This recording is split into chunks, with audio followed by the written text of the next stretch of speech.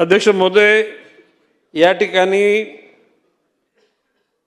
माननीय सदस्य निकम यांनी नमूद केल्याप्रमाणे बांबू काय विदर्भामधलंच पीक नाहीये। बांबू हे कोकण, पश्चिम महाराष्ट्र, विदर्भ, मराठवाडा, खानदेशामधले कुठल्याही जागेमध्ये बांबू निर्माण होऊ शकतो। आज राज्य सरकारच्या माध्यमातून ज्या घटकांना, ज्या शेतकऱ्याला 1 हेक्टर करता 500 रोप आणि मेल्यानंतर त्याची गॅप फिलिंग करता 100 रोप अशी 600 रोप दिली जातात।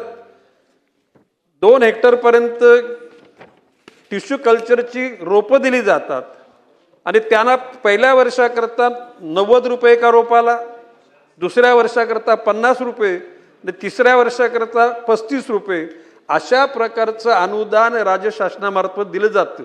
म्हणजे राज्य शासन शेतकऱ्यांना बांबू लागवडीकरता प्रोत्साहित करीत आहे, हे ह्या बाबीवरून स्पष्ट होते।